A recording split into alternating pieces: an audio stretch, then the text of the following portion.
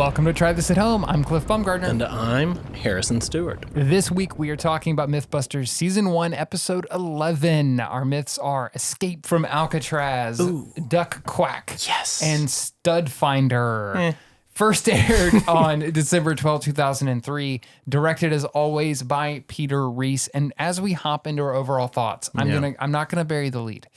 This is on IMDb the highest rated episode of Season 1 of Mythbusters and one of the highest rated episodes of the entire series. And so people famously reliable, those IMDb exactly reviews. Well, I will say people seem to love this episode, and in this case, I agree with the reviews. I do too. I think the third one, if my reaction was any indication, the third one, it kind of brings the average down a little bit for me. But Alcatraz was an all-timer. That one ruled. I agree completely. My note was that this was a near perfect episode, and the near is the microchip myth. It just did not need to be there. I would have been perfectly happy if this had been two myths alone. These complement each other really well. They're two things we love about the show. The third one, I'm looking forward to talking about it because I think there's actually some interesting places we can go with it, but it is ridiculous. It is. It is. It's also just not one that I would even... We've talked about this before. There are some that's just like, well, no. Yeah. You know? This is one of those. And even they start, that's their tone the whole time, too. Going into it. It's not, like they're drawing up the blueprints and they're like, yeah, probably not. Yeah. They kind of felt like even they were going like, why? Even the narrator seems like, why are we doing this? Yeah. This doesn't make any sense. Yeah. Myth 1, Escape from Alcatraz. Yeah. So this is a story myth about Frank Morris and the England brothers who reportedly escaped from Alcatraz in 1962. They disappeared and were never seen again and were presumed dead. But the myth says that they actually got away clean on a prison-made raft. That's what we all prefer to believe, I think. What a legendary story. Absolutely. The first thought I had with this, and I wanted to ask you, when you were a kid, did you go through an Alcatraz phase? Yes and no. Yes, in that my dad was obsessed with the movie Escape from Alcatraz. So I liked that movie, but I don't know that I was ever that interested, especially since so much of it is just so morbid that as a kid I was just like, Unsurprisingly, I loved morbid things as a kid. That does not shock me. It's not in the shocking slightest. at all. No. In fact, it explains a lot. It doesn't it? I just feel like there was something that was my sensation as soon as they start showing Alcatraz and all this kind of stuff in this episode. I was just like, I remember when the first time when you're a kid and you learn about it's a prison on an island, you're like, it's a real Arkham Asylum. It's true. It has that vibe. It's true. Yeah. And it's obviously, I mean, we'll get into this as we start to talk about the conditions in the actual prison. Obviously now that's horrifying to me, but there is this mystique about this castle on an island of the worst criminals in the world.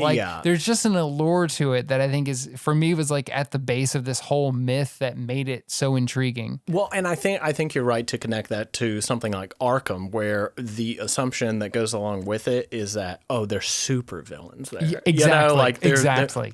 That's where we send the worst of the worst. No, it's just the county prison. Yeah. No, we just had an island and we kind of shove people on it, and whatever happens, happens. And is there a less super villainy, or not super villainy, less super prison-y kind of place in your mind than San Francisco? Well, is there, and some of it has to be the fact that I keep thinking of Azkaban, but the name sounds incredibly Totally. Alcatraz? It really does. Oh. They start the episode by actually going into Alcatraz. The access that they had to the place was awesome. Yeah. And I mean, just a couple of the stats about the place. The cells are 9x5. It is inhumane and horrifying. Yeah. Officially, not only are you on an island, we're also going to put you in a box on that island. Just a teeny one. And then we're going to lock the box. Just in case this isn't enough of a magician's trick to begin with. Yeah, exactly. And for keeps. Or swallowing the key. They said that officially no one had ever escaped and lived. That was sort of the part of the basis of this myth. that 34 people had tried and as many as 11 had died just trying to escape from Alcatraz. The morbidness of and live. Exactly. It's like, well, they may have gotten away, but Lord knows they didn't survive. Is it like that was the thought I had watching this, and I don't want to make light of A, horrible prison conditions, or B, the fact that, you know, some people do have to go to prison. Yeah. Like no matter no matter how we may feel about it, it does have to happen from time to time. But I feel like there should be some rule that's like if you stage a, you know, Dwayne Johnson movie level escape from a prison and you get away, that should just be it. We should just agree, like you won the game. That's it. You did it. By the rules. By the rules. We're gonna. They gotta let him go. We're gonna try to keep you in, but if you get out, you're free. Drats, he's across the line. Have that one on us, you know? See ya. It just feels like that should be the rules. I don't know. They said that the prisoners on this, and that you get to see the actual cells, which I thought was really something. And you can see them like, you could see, I don't know if you noticed the plastic that's clearly like for tours to like keep people from going in, and they get to go behind it. But the prisoners actually chipped through old air vents in their cells using spoons to like crawl into the labyrinthine guts of the prison. It was incredible to see, and also to like, one thing I liked as we sort of get into the Mythbusters-ness of it, so many of the story myths that we've had, they just talk about as some far off thing that maybe did or maybe didn't happen. Yes. In this, they're actually walking through the real place, and you're seeing the evidence of this thing, which we haven't had yet on the show. And I thought was a really cool addition that took this, even though this is another one of those, this is a real world thing and we're kind of walking through it. It took it to another level to me. Oh, absolutely. Because I think they did a really good job of outlining, whereas a lot of the past ones had been, did this or did this not happen? Right. This was, how did this conclude? The basic facts of the case are there. We know that they did escape in some fashion, whether to a watery grave or I forget. It was somewhere like below the San Francisco Bridge that they decided. The Marin Headlands. That's it. And we'll get there in a second, because that's, I think, the other thing that made this work so well. But to kind of set up and talk through, because I thought it was amazing and it becomes so important in the episode. The way, and this is just true, this is they saw some of the original materials that were used, which was another cool part. But like, the prisoners stole more than 50 raincoats and stitched them into a raft while working at night for months. Again, that level of dedication, you should be free. What do you put that much work into it? What do you think, like, the guards were thinking? Like, God, we just can't keep these raincoats stocked. Like, oh man, I don't want to say. I think another one. I think Bob's a kleptomaniac. We just keep stealing raincoats. Bob, you got 12 jackets on again. Were you struck at all for this, you know, supermax prison where they're locking people in tiny boxes? I was kind of impressed they gave them raincoats.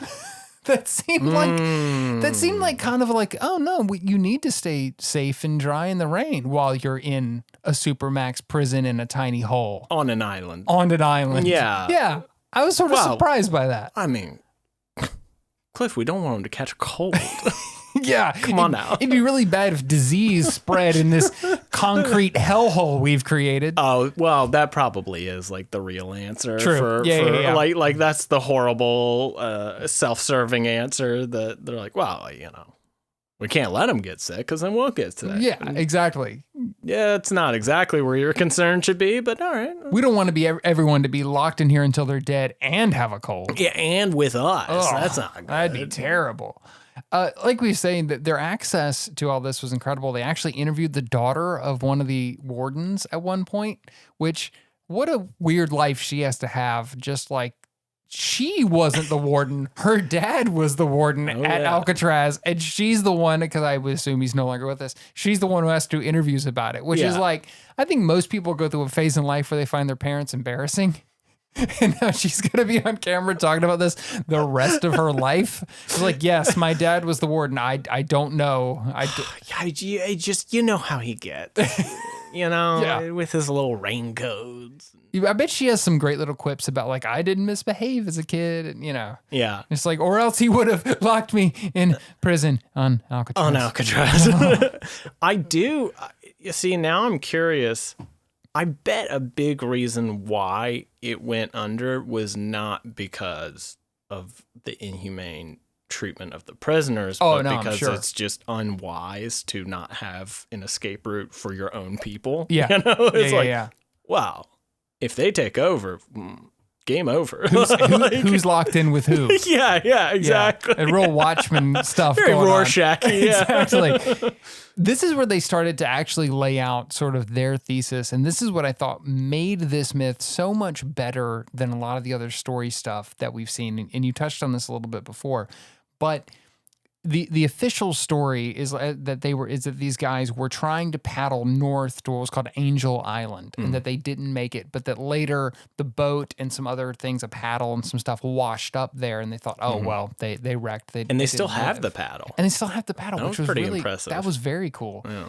But Adam and Jamie start to make this other sort of thesis, which is, well, what if they actually followed the tides down near the bridge at the what's called the Marin Headlands. Yes. And it was so good that unlike Jado Rocket Car, which I know we've beaten up on in like every episode of this show, and some of the other more story-oriented myths, they picked a lane here. They said, okay, we have the story, but we're going to take one part of it and we're going to make that testable. Yes. Is this what would actually happen? And it took it from just reenacting and being kind of like that participatory journalism thing that we've talked about before to actually being something they could apply some science to. And it was a good marriage of those two things, I thought. I agree, because by the time you get to the part where they are testing it, they are giving it the best possible shot that could be offered. And I liked that. You know, like to prove something wrong, you got to give it like every possible avenue. So I love that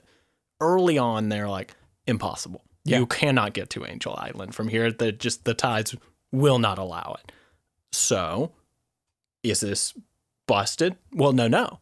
Let's think of how this could have gone. And I like that. Like it added a dimension to it, and it also made for some fantastic television by the time they actually attempt it. Oh, totally. I love the point that they made about the tides, because I was actually, after watching this episode... Oh, that was so cool. Well, I was telling my girlfriend about this episode and what we were going to be talking about, and she was like, wait, how would the prisoners know where the tide was going? And I was like, they addressed that they're making this thing on the roof for months. They can watch. Yeah. They can look out and actually... I mean, they have months to plan this over and over in their heads and actually see. And I love that they specifically mentioned that of like, it's not ridiculous to think that these guys could have essentially mapped out the San Francisco Bay in their heads enough to know roughly where they were going to end up, and potentially even leak information to other prisoners that they were going somewhere else. Yes. I mean, it's like really, again, not to compliment a bunch of escaped prisoners. Oh, but I will. Pretty genius. Yeah. I mean, because you have... It is not beyond the pale when you consider all the other things that were accounted for. Yeah. That they were fully prepped for. I don't think it's a far cry to say that, oh, well, surely this man with an IQ of, what was it, like 166? Something crazy. Yeah. Which, yes. I'm aware that that's not the end all be all. Intelligence is, blah, blah, blah. But just on the face of it. But breaking out of Alcatraz, wild to... pretty good IQ test. Oh, that's a better IQ test than the actual IQ test. Exactly. Like, I mean, that's the one smart cookie. Well, and to your point, it's almost more ridiculous to think that they would have put all this time and planning into it and then said, let's fight the tide. Yeah. That wouldn't make any... That's like the first thing that you map out is where is this going to take us? And let's use that to our advantage. This guy. Yeah. The one that thought of everything. You're telling me that he fundamentally missed that the tide goes that way? Exactly. And to illustrate this in the episode, we get introduced to one of my favorite places. We talk all the time about the expanded universe of Mythbusters. This is one of the best places we've seen all season, called the Bay Model, which is this, I think they said it's over an acre and a half in size, detailed 3D hydraulic model of the San Francisco Bay that was built in the 50s to look at environmental impacts of the bay and how the tides would affect things. And Harrison, it's still there, and you can visit for free. Whoa. I looked this place up. It is a free place that you can go and still to this day see the San Francisco Bay Model. Boat nerds, unite! Not even just boat nerds, man. There's something any nerd. There's something about it that like was mesmerizing to watch because it's not just the miniature village, which I'm an old man and those are cool. I'm delightful. going to cop to that. Yeah, but it's the actual working tides. The water is incredible. Oh my God, I loved seeing this place. Yes, I mean, especially since like there's so much thought and detail that goes into everything, down to like, yeah, that's how the shores would move, that's how the tides would move, like this is accounted for, this is accounted for. Like, oh wow, so this is just a miniature, like an actual miniature of the ecology of the place. Yeah, like that's woof. I even loved, or maybe especially loved, the crusty old men who are operating it and who seem so unimpressed with Adam and Jamie. Yes, they're like, oh, you do myths, that's cute. Oh yeah, I have an entire model of the San Francisco Bay in my basement. What's up? You guys have a workshop? Is it an acre and a half? I don't think so. Cute. Tides? Does it? It doesn't account for tides. And okay. And not only was this just a great part of the show and really fun and just, part of that, the theatrics of the show that we've come to love so much, it also illustrates their point really well because they make it looked like it was made out of sponge. They make this miniature boat. It's so small. This little raft and drop it in under the same conditions that they know were, the way that the tides were on the night of the actual escape.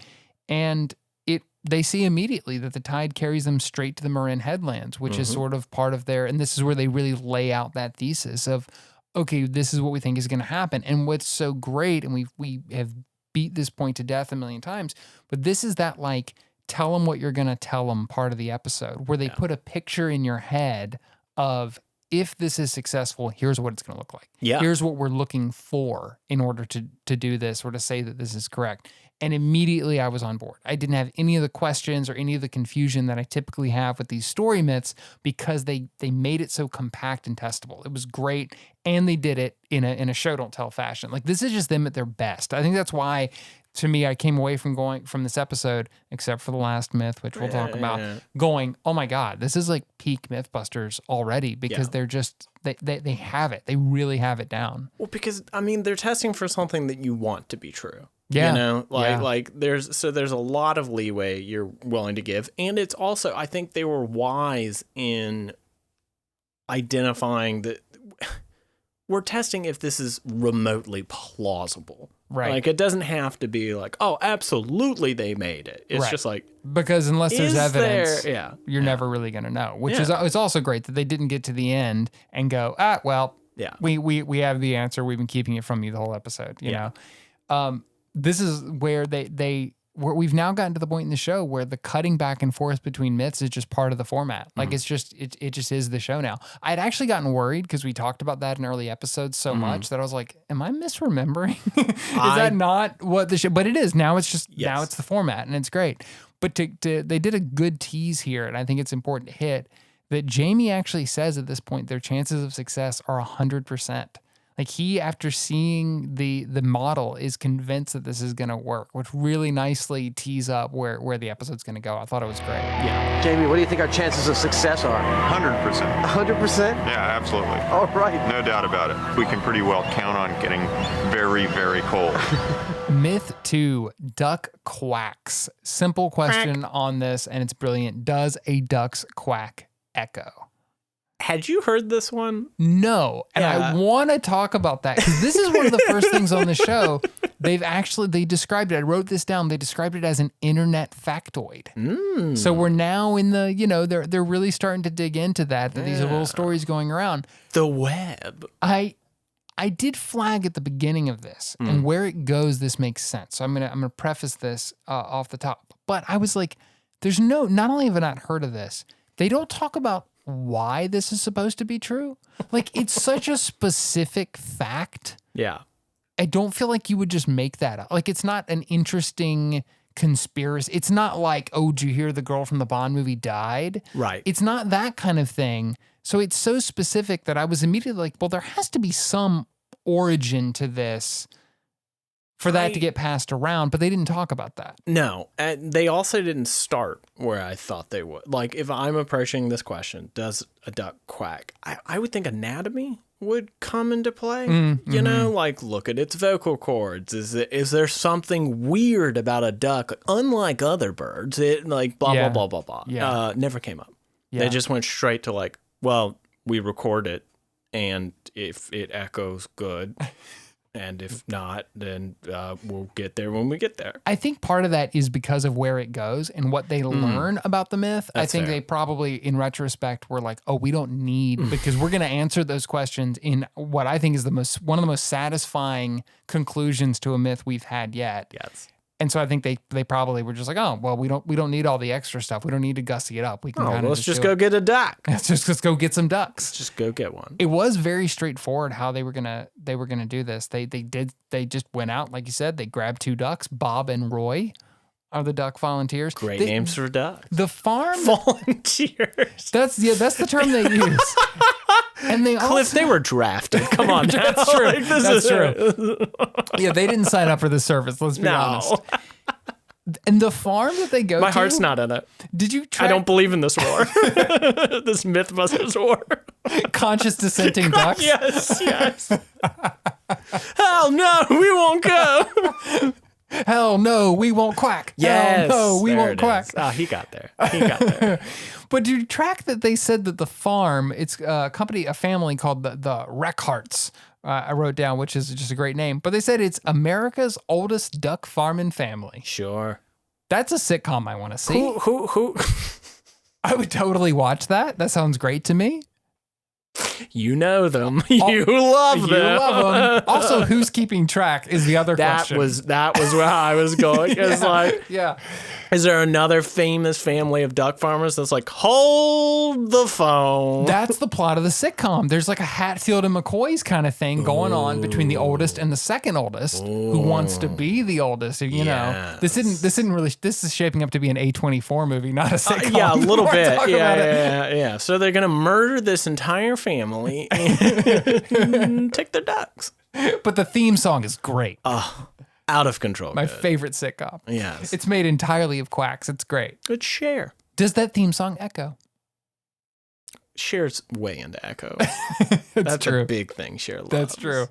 We also meet here, in addition to Bob and Roy, our duck volunteers, we meet a guy who comes back on the show a lot. I remember this guy. He's one Does of he really? He really does. Are you talking about like the science boy? Yeah, Roger Schwenke, which is an amazing name. Great name. Not as fun as that name would imply. Yes. Like he's a pretty no-nonsense duck guy. Pretty straightforward. And he is an acoustician. Is his that's official it. job. Yes. And he, like I said, he comes back on the show. I remember him. They do an episode, it might even be next season, about the brown note, the mythical note that makes you poop your pants. And I of remember course. he comes back, and they do a lot of stuff with this Company Myers sound that kind of becomes one of those other, sort of honorary myth busting agents on the show. So it was really cool to see this as his origin. The unwilling buster. Yeah, exactly. It was great to see him here. But I mean, the plan is exactly what you would think. They're gonna put a microphone on the duck and record the quack and see if there's any sounds that come echoing back to them. I mean, you would think pretty straightforward, but turns out very difficult to get a duck to quack. They don't want to do it. They don't like it. They apparently, which has not been my experience. They love it in my experience. They just don't. They can't cut it out. They just don't want to be told to do it. Oh, okay. Remember, they're dissenters. They're so American ducks. yeah. If it was their idea, that's fine. It's fine. Ain't no government gonna tell me to do that. I'll quack when I'm ready, friend. This is another one of those great moments I felt like that we're starting to get on the show where the producers clearly are casting the roles for Adam and Jamie based on who is going to be funnier to see do this thing. Let's get Jamie to be the one trying to get the ducks to quack. Like, that is the right decision. Well, because like Adam would like speak to them in duckish and then immediately get, like that, and that's not fun. Like watching Jamie just be like, okay, all right. You must quack now. And it comes out of this side? Okay, all right. What, do I just smack him on the forehead? Don't do that. Okay, all right, well. To his credit, there goes plans A through J. Jamie does bust out some pretty good puns. He does. He has to. There's one they mentioned. How many takes do you think Well, there's one, they mentioned duct tape. Pretty good. Pretty good. For on the Jamie scale, that's a pretty good joke. I think the favorite, though, has to be... I'm the boss here. Don't give me any beak. I want to believe... That's one I want just like on the standard board. Like the one that we could just drop at any time. That would be, if I could have a little button right here, that'd be great. The beak button? Yeah, the beak button. I want to believe that Jamie came up with that on his own, but it does kind of sound like there was a producer off camera being like, say don't give me any beak. It'd be really fun if you say don't give me any beak. Because you understand, like, lip, right? Ducks don't have lips. Presumably. Do ducks have lips? Okay, we'll test that next, but to my knowledge, they do not have lips. Jamie sometimes reminds me of, remember the doctor from a few episodes back who was just like, it's what you would call a fun environment. Jamie sometimes sounds like that, where he's like, even when he's making jokes, there's just no mirth on his face whatsoever. Right. There's no mirth unless Adam is getting hurt. Yes. Or they're doing something ridiculous like the balloon test, where Jamie's inner engineer child is just so happy that it, comes to the fore. I've never heard anyone deliver in such a deadpan manner, thinking about sex. Like that's still just an all-time. It's like nothing to denote any excitement. Okay. We do get in this same sequence, we get another all-time line that was one of those things that I had to pull, because you hear it on, I think in the opening of the show later on, and on montages and stuff. Jamie's trying to get the duck to quack. He won't do it, and he says the infamous Quack, damn you. Quack, damn you that's in my heart of like great Mythbusters moment. That was another little cha-ching achievement unlocked. Yeah, as soon as I heard it. That is just like the most, again, just deadpan, like no emotion. Yeah, just damn you. Quack, like that's as emotional as Jamie's ever. That's frustrated Jamie. That's like Jamie's about to wring that duck's neck. Yes, that is as mad as he's gonna get. We blew right past the line a while ago. Yes, he's fed up. Well, because you do wonder how long they were out there, because it seemed like it was kind of weirdly hard to make this work. Yeah. Which again, I thought ducks were all about it. I thought they loved the quack life, but apparently, if they were told to do it, they become little dissenters. They had to put them together, which does make sense because it's actually a vocalizing thing. So they put the ducks together, and then they finally get them to start quacking, which maybe that would be the place to actually start. That does make sense. But because of the area that they're in, they say that they're not getting the best reading because they're in open air and whatever. And I am fine with that, because we then get our second badass myth busting location in this episode, which is Myers Sound. Which apparently, from what they said on the show, like they design concert speakers and stuff like that. Yeah. And then this is their lair of sound equipment and, acoustic science stuff. It looked like a high-tech torture chamber. It really did. Like, no one will hear you scream. Yes, exactly.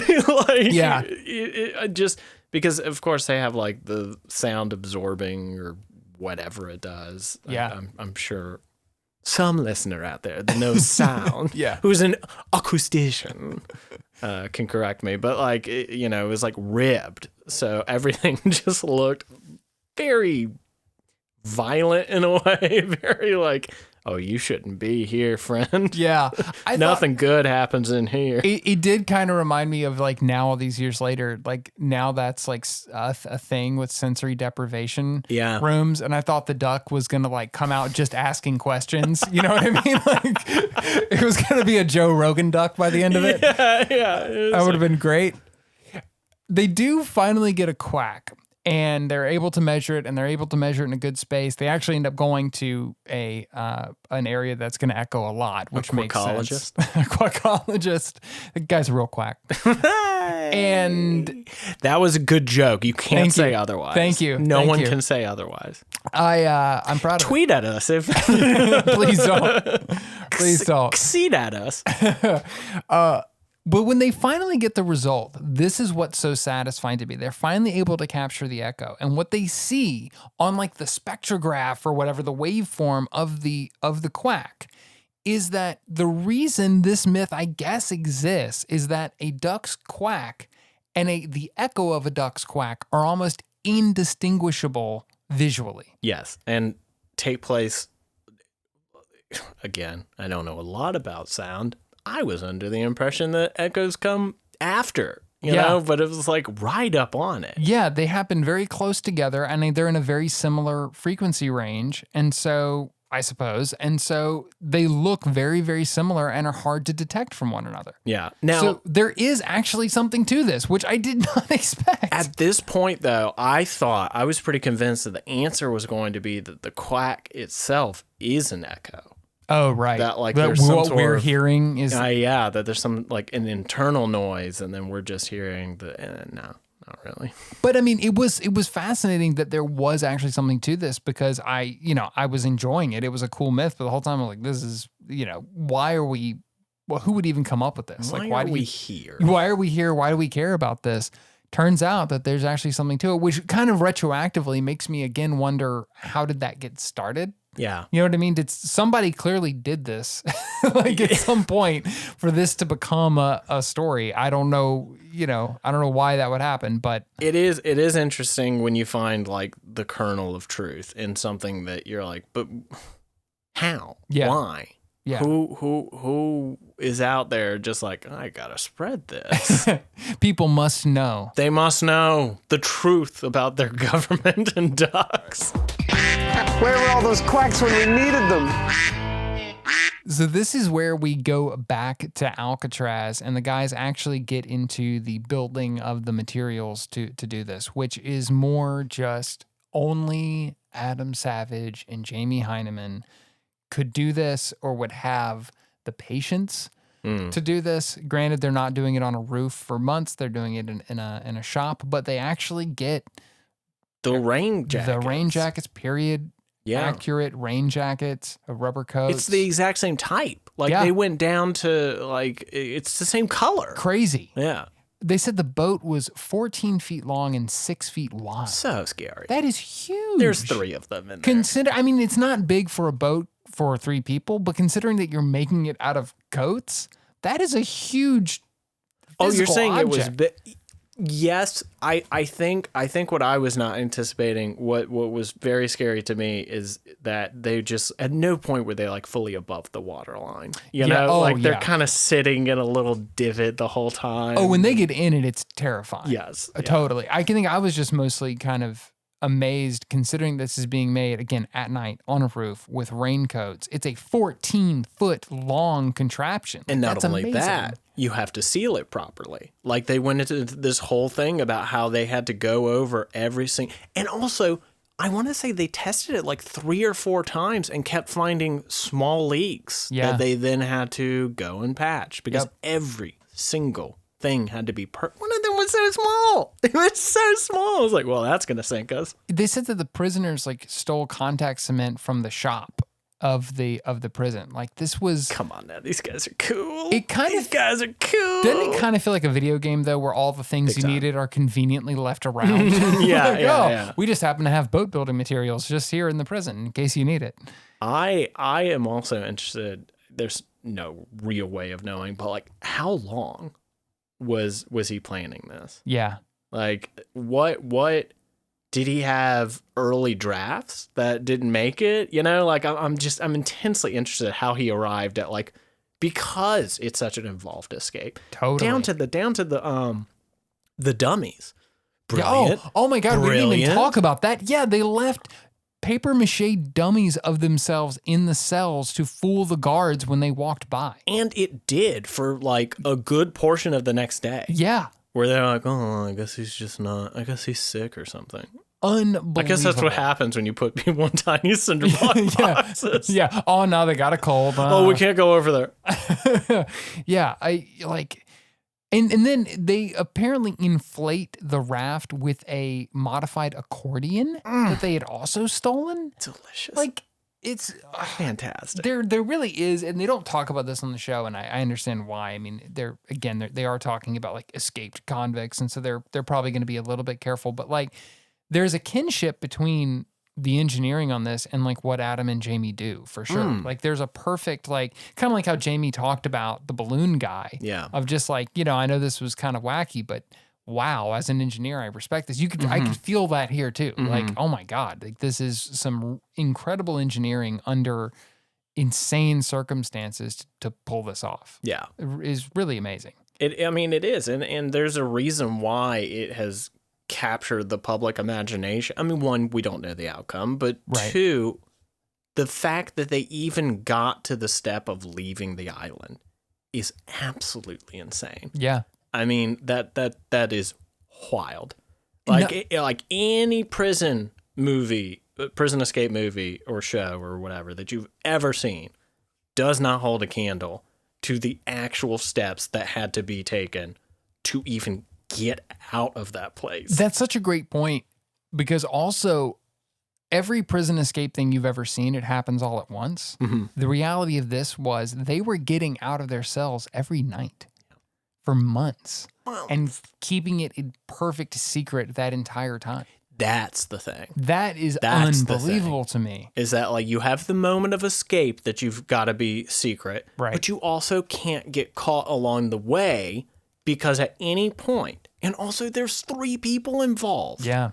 2 of which were very well known for being dumb. Yeah. So like the fact that they were able to keep all the ducks in a row is just astounding. Is that why they put those 2 myths in this episode? We just figured it out. I don't know why I went for the X-Men music. The fact that they even made something that was remotely inflatable for a period of time, got it up the roof through the blower, down to the shore and into the water is astounding. Myth 3. Well, we had to get here eventually. They call this on IMDb Stud Finder, but more accurately in the episode, it's referred to as mind control chips. So, I thought you were going to say Stud Found. That's the correct name. That's our spinoff podcast. Stud Founders. It's a little bit difficult to even describe what this is about, but it basically comes from a story where someone claimed they were imprinted with a mind control chip while they were in the hospital, and that they found it when they got home by using a household stud finder. And here's the thing. The myth itself, not very interesting. The testing, not very interesting. Because we're watching this in the year 2024, Anno Domini. Yes. It is immediately more interesting because there are a silly amount of people that now believe in inserting microchips through various wild methods. And to be honest, that is such a great point. And that because that was my first note too, was just like, this is weirdly current.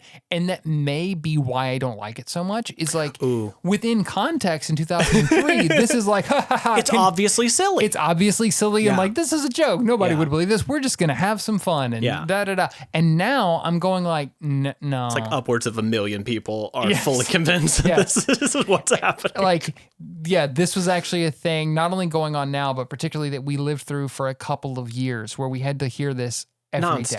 Just nonstop. And it's, from people that will surprise you, people that is like, you have a degree, friend. Yes. You know that's not true. Definitely that duck coming out of the sensory deprivation tank thinks that there's mind control chips. Which, to be fair, there are. For him, there are. There are, yeah. And like, the thing about this myth that I didn't like was, and again, this is probably the 2003 of it all versus now. Yeah. And I think you made me realize that that's really what I was bumping against. But is that they on the show are not taking it seriously. They're not taking it even seriously to the degree they take most ridiculous things seriously, right? There is a seriousness that they bring even to things like does a quack echo. That's a ridiculous thing, but they approach it with well, let's find the testable question in here and let's actually explore this. They don't do any of that with this. Like it's very tongue in cheek the whole time. Like I said, even the narrator kind of has this vibe of like, this is stupid, right? Like, why are we doing this? Yeah, well, down to what they're testing, right? Because they're not saying, is it possible for a chip to control your mind? Right. They're just like, well, obviously not. We don't even need to bring that up. Right. It's like, and they really spend a lot of time. I mean, they spend a lot of time on the stud finder itself. And can a stud finder actually find an implanted chip? Which it can, it turns out, which is pretty interesting. but they really spend a lot of time on the giving blood part. Yeah. And Adam and Jamie coming in with a suitcase and acting all weird. And, you know, the people in the Red Cross are just kind of like, oh God, it's Tuesday. Not for us, another man. one. Why is this camera crew here making jokes about microchips? Like, what's going on? I did the part of this where they try to jazz it up that I did really like was the super stud finder wall. Yes. That they make to like test whether the stud finder will work. And it's like a grown up version of Battleship. I think is even what Adam calls it as he's trying to figure out what's in the wall. Did you catch what Jamie had written in Wire? Could you read what he had written for the message that Adam was trying to find? Please don't. It was hard to see. I think it was Adam is spasm. Okay. Which not bad. Pretty good joke for Jamie. It kind of rhymes. Yeah. It's an approximate rhyme. We'll take that. I thought it was pretty good. It was, and it was like, you know, it had to be a PG joke, which I have a feeling is not what Jamie would do if he was really going. Probably not. But I bet you like sex. Nailed him. Sex, damn you. Take that, savage. Yeah. And so, like we said, I'm kind of looking through the notes and there's not even that much to talk about. They go see how microchips work on dogs.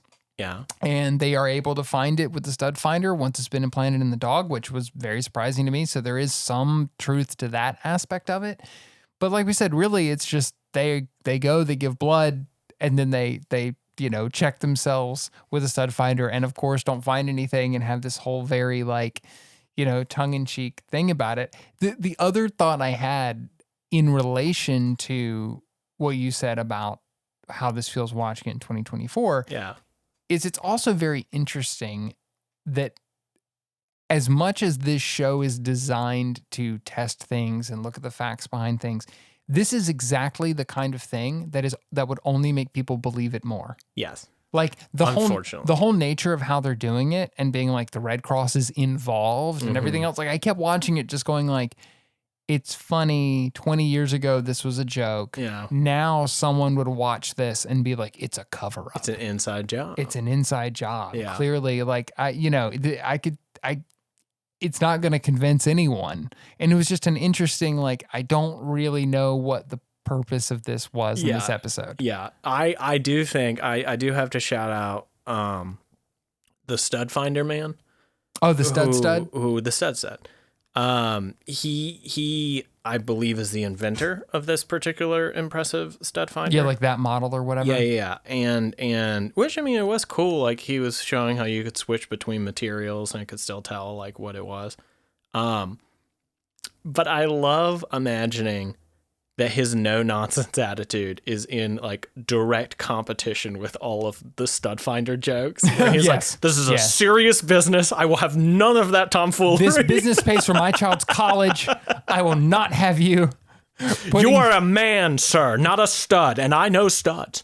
But believe you me, I know studs. I can find them anywhere. And I will and have. They didn't, if I remember correctly, they don't actually do the obvious joke in the episode of him. Oh no, but you can't. And but I do also like to imagine that that was the only terms to which the man would agree. Like, yeah. Well, as long as you will not include that joke. Let's say this. We don't see the obvious joke. I have a feeling there's about 12 of them on the cutting room floor somewhere, and they're all Adam. Yeah, it had to. And it's also, I also like imagining that it was a situation where like he says it a few times because he's not certain that you heard it. Yes, exactly. Hey, Jamie, I guess it works. Jamie, Jamie, I was pointing at myself and I said, I guess it Jamie, you understand that stud is also okay, for a handsome man, yes. And JB's just like, yes, and that is funny. I acknowledge the fact that you have made a humorous remark. I am laughing harder than I ever have. You have created a fun environment. Adam, I love you. The Mythbusters have come through with minds intact, a giving glow, and myth busted. So now it is time to go back to Alcatraz. And actually the sequel to Escape from Alcatraz. Actually test the myth. And this whole sequence is thrilling as hell. Yes, it is. It is so well done and very it is one of the times where the show, this being early 2000s and the show being in its first season, and so you don't have a really incredibly polished production, and this feels very documentary. Just we're running around with cameras doing this helps because you feel the drama of it so much more and like the danger of it. I loved everything about this. I did too. Probably my favorite part is that, you know, Adam and Jamie are going to put themselves in harm's way. That's a given. But then they're like, you, intern. Yes. So I wrote that down. We meet somebody. You're coming with. We meet somebody new because this is before they had other Mythbusters officially. So they have to drag somebody in. His name's Will Abbott. And they say that he's from the Mythbusters workshop. So he doesn't come back? Well, that's the thing. We never see him again that I can remember on the show. So I actually, you know me, I actually looked him up. And I found him. He's still out there. According to his LinkedIn. Good for you, Will. According to his LinkedIn, he was a shop assistant at M5 for 2 months during the filming of the first season of Mythbusters. And in those 2 months, so a fresh-faced Yes. 20-something-year-old, new to the job, new to these bosses, are like, come on, kid, we're busting out of here. And we're going to put you in a raft in the middle of the San Francisco Bay. We don't know what's going to happen. Also, it's midnight, and we're pretty positive the people died the last time they tried this. Well, let's go.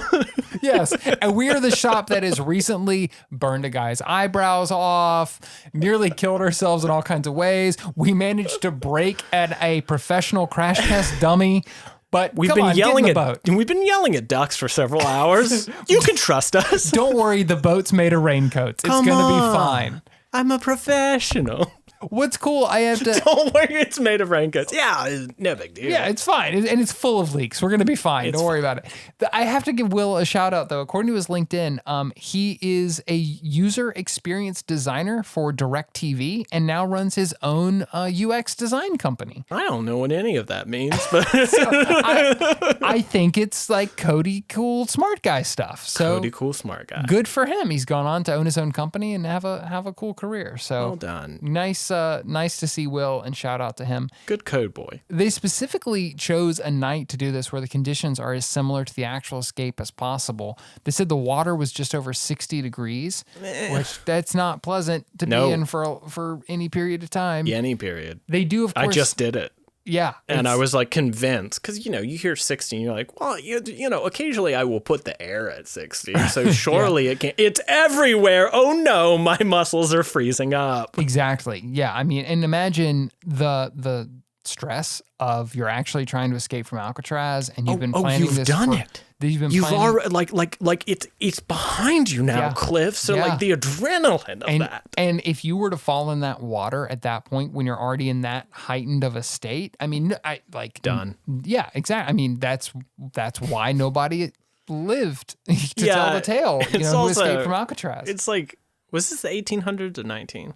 No, 19. This is 1960s. Okay. Oh, wow.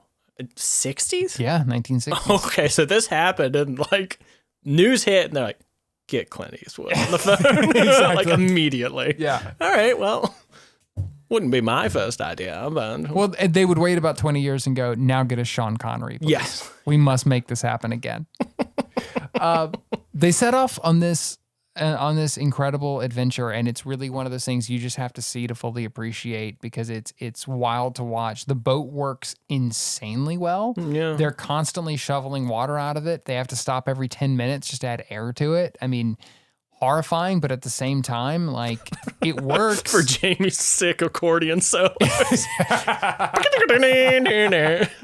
I went for X-Men again. The third man should have been Weird Al. They should have just gotten Weird Al. Would have made it. Oh, come on, people. And the guards at Alcatraz are like, we can hear you. You guys are trying to... My Bologna. He's just playing polka as they sail off into the night. Oh, delicious. And I mean, what they thought was going to happen happens. They make landfall just east of the Golden Gate Bridge near the Marin Headlands, and it's exactly what their model showed should happen. And it like, obviously it's a ton of work. Yeah. But it doesn't even seem that extreme. There's not even a moment where it's like, oh God, we're going to die. We have to be saved. We have to get towed. No, it just kind of works. It just kind of works. Which is amazing. It certainly works enough. Yeah. Like I do think that they comment at one point that like you would have to be able to swim. Like I mean, there's not there are portions of this where you would have to abandon and just go for it. But I mean, they also brought up like, well, even if you went down here, and here, the tide would still carry you to that shore. Yeah. Which oddly, and this is something that I couldn't quite wrap my head around, is that if I'm not mistaken, the remnants of the boat and the oar were collected from that location. No. So they the remnants of the boat and the oar were found on Angel Island, where they had told people they were going. Okay. And apparently, and they mentioned this at one point in the myth, that there were records of a tide shifting and going back towards Angel Island at a similar time from the Marin headlands. Whoa. So it's actually entirely conceivable, if they did go ashore near the bridge, that the stuff still would have wound up on that island. Ooh. See, within the span of like 60 seconds, I just changed my mind back and forth to because I mean, you're thinking like, oh, well, that's it. It's bunk. Right. It can't. They wouldn't have been able to get there, and then for that stuff to go against the tide to Angel Island. But no, Cliff tells me with his magic research skills. And that's kind of where they end it, is, it's sort of ambiguous, because Jamie says, well, look, it's plausible. We've proven that our theory could be correct, but unless they find evidence that these guys lived after this, we're never really going to know. Yeah, which to me is the strongest evidence against living. Yeah. Is that just like, again, pretty famously stupid, these two brothers, they would tell someone. They would totally just be like, well, yeah, it was us. Are you ready for it? Do you have additional research? You ready for Cliff's research deep dive? Oh my God. Probably not, but let's do it. So, when this episode came out, it seems like, the best of my findings, that Mythbusters, kind of like with one of the other myths that we talked about not long ago, I think it might have been the Goldfinger myth, because that hadn't really been addressed, or a lot of information out at the time they made the show. It seems like that was similar here, that Mythbusters was kind of ahead of their time a little bit on this Marin Headlands theory, that this was something that they did put out there, and that their research lent some people to believe maybe could happen. Apparently the FBI had kept open, because the guys were never found, they had actually kept open the file. And so this did sort of add to the lore around. They furthered the investigation. Yeah, around the whole myth. But very little evidence had been presented to show that they lived. There was, it was as it appeared in the episode. But in 2015, very recent, as part of a History Channel documentary, the Anglin family produced a photograph that purported to show John and Clarence Anglin in Brazil in 1975. What? The photo was disputed for many years. Do you have it? I do not. Well, it's online. Okay. In 2020, an Irish creative agency used facial recognition AI to confirm the men in the photo were the Anglins. What? Since then, the FBI has confirmed other information, including letters, which pointed to the fact that these three men survived. Oh, yeah, baby! So we can say, retroactively, myth confirmed. Unbusted. Oh, yeah, that's the other one. Unbusted. Oh, yeah, it's not Buster, Unbusted. How yeah. amazing is that? That's awesome. I really recommend that folks go read about this. There's a lot of great stuff online that I just didn't have time to even get into, including some letters that were purported to be from the other guy. I have his name, Frank Morris, that appeared to an actual letter where he essentially offered to turn himself in late in life for health care because he was sick. But it's believed, I think, by 2019 they had all passed away. Yeah. If they are all who it's believed that they were, but there are official acknowledgement, it seems, that it is highly likely they did in fact survive, which was not known when this show was made. That's amazing. And it does seem like, and maybe people who are closer to this can tell us otherwise, but it seems like Mythbusters did actually add a little bit something to the mythos. Yeah, and the conversation around it, of this alternate, actually testing this alternate theory and showing it was possible they could have survived. Well, I'm calling my father the second we get done here. That is some Dad, Clint Eastwood lived. So you didn't have a Alcatraz phase as a kid. Maybe you'll have one now. I mean, where else is there to go? The audience just heard you enter one. I mean, see, but that's why I was really, because I was thinking, and I was like, this is so interesting. I want to look up some stuff about Alcatraz, but I'm like, nah, my research boy got me. He's good. Yeah, I know. We all know. He's gonna bring the facts. This was another instance where I almost texted you to say, don't do any research, but I was like, he's not. Yeah, he doesn't do that. That's not his bag. For that reason alone, this is such a special episode. But even without that information, this was just, with the exception of the microchips, I'm just gonna push that out of my brain because it was brief, and 2024 makes a lot of things harder to look at. It's true. One silly thing's not so fun anymore. Exactly. So other than that, yeah, I think this was just a brilliant episode of the show. I absolutely do. Cause like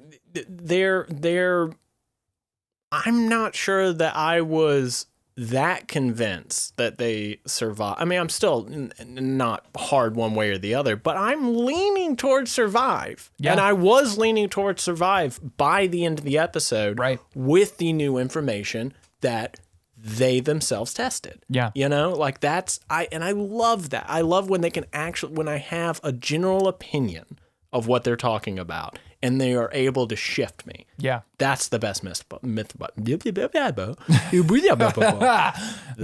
best Mythbusters. Yeah, totally. And in the mix of that, again, the refinement of a story myth with a really good scientific myth, like the duck quack, that being together, I think just has that, like, yeah, this is the show. Like, this is what works when you can get that strange combination of weird fact, history, science, absurdity in one place. Like, that is really special. And we almost have like the beginnings of what will become the Mythbusters feedback loop, of like, we can actually show that this program existing has had an effect on whatever they're talking about. That's amazing. Well, and it's like, even thinking about the show just as a documentary, a documentary that was made for, 13, 14 years, however long it actually took them to make that many seasons. At a certain point, the making of the thing is changing the culture that they are in, right? Because they're doing sciencey things and, making stuff and kind of living in the same world that they're testing in. And so we're already seeing that even this early in the show. And of course, they wouldn't know it at the time. It'd be many years before these effects would happen. But like, they are affecting that space that they're documenting at the same time. It's just like, where else are you going to find that? It's so great. Yeah. Well, and especially, at this stage, like we talked about in some early episodes, they ain't on YouTube. Yeah. So like a lot of the stuff that they're presenting, you may not even know about. Exactly. Yet. Or certainly you don't know the details of. So I don't know. Even that's the thing. I think the way that we know that this was an exceedingly strong episode is we didn't even like one of the myths, and I would still rank it as one of the best episodes overall. I'd rewatch it like right now. IMDb. You're right this time. I'm not going to give you too much. I'm not going to go and say that we should go trusting those now, but every now and again. They got this one right. A broken clock, right? Absolutely. And we're going to be back next week with yet another. You'll never get clocked again. Hey, we're going to be back next week with another new episode. We'll be talking about season 1, episode 12. The myths will be explosive decompression. I remember that one being great. Frog. I love the name. Frog Giggin. Even better. I don't know what that is. Is it Giggin or Gigan? Giggin, or Giggin apostrophe. Oh. Giga. So it's southern. Yeah, like they're out on the road, Yeah, you know? it sounds like playing some show. It sounds like a frog's gonna die. It just that's how that sounds to me. They absolutely will. And rear axle is the last myth. No idea what that is, but I'm excited to find out, and we hope you guys will come back and join us. Bye-bye, baby. Try This at Home is produced by Slugline Media. The show is written, hosted, edited, and shot onto the internet by Cliff Baumgartner and Harrison Stewart. Our music is by the mysterious Breakmaster Cylinder. You can follow the show on Instagram at TryThisPod or email us trythisathomepod@gmail.com.